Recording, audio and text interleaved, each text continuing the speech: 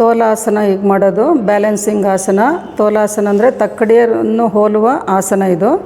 ಪದ್ಮಾಸನ ಹಾಕಿ ಬಲಗಾಲು ಪದ್ಮಾಸನ, ಎಡಗಾಲಿನಿಗೆ ಹಾಕಿ ಪದ್ಮಾಸನ ಪೂರ್ತಿ ಹಾಕ್ಕೊಳ್ಳಿ. ಈಗ ಹಸ್ತಗಳನ್ನು ಒತ್ತಿ ಕೈಗಳಿಗೆ ಶಕ್ತಿ ಬರುತ್ತೆ. ಇದು ಮಾಡೋದ್ರಿಂದ ಬ್ಯಾಲೆನ್ಸಿಂಗ್ ಆಸನ. ಲಿಫ್ಟ್ ಮಾಡಿ. ಈಗ ಮಂಡಿಗಳನ್ನು ಲಿಫ್ಟ್ ಮಾಡ್ಕೊಳ್ಳಿ. ಮಂಡಿ ಲಿಫ್ಟ್ ಮಾಡಿದ್ರೆ ಹಿಪ್ಸ್ ಭಾಗ ತಾನಾಗೆ ಲಿಫ್ಟ್ ಆಗುತ್ತೆ. ಹಸ್ತಗಳನ್ನು ಒತ್ತಿ ಕೈ ಬೆಳೆ ಸ್ಪ್ರೆಡ್ ಮಾಡ್ಕೊಳ್ಳಿ. ನೆಕ್ಸ್ಟ್ ಸ್ಟ್ರೈಟ್ ಇರಲಿ. ಸ್ವಲ್ಪ ಹಿಂದೆ ಮುಂದೆ ಮಾಡಿ ಶರೀರ, ಹಾಗೆ ರಿಲ್ಯಾಕ್ಸ್. ಈಗ ಕಾಲು ನೇರ ಮಾಡ್ಕೊಳ್ಳಿ.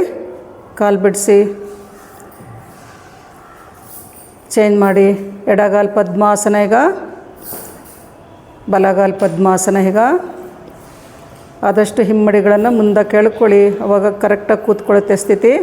ಈಗ ಹಸ್ತಗಳನ್ನು ಒತ್ತಿ ಲಿಫ್ಟ್ ಮಾಡಿ. ಮಂಡಿಗಳನ್ನು ಲಿಫ್ಟ್ ಮಾಡಿಕೊಂಡ್ರೆ ಹಿಪ್ಸ್ ಭಾಗ ತಾನಾಗೆ ಲಿಫ್ಟ್ ಆಗುತ್ತೆ. ಈಸಿ ಇದೆ. ಕೈ ಚೆನ್ನಾಗಿ ಒತ್ತಿಬಿಟ್ಟು ಲಿಫ್ಟ್ ಮಾಡಿ ಶರೀರ. ತೋಲಾಸನ ಇದು. ರಿಲ್ಯಾಕ್ಸ್. ನಿಧಾನ ಕಾಲುಗಳನ್ನು ಬಿಡಿಸಿ.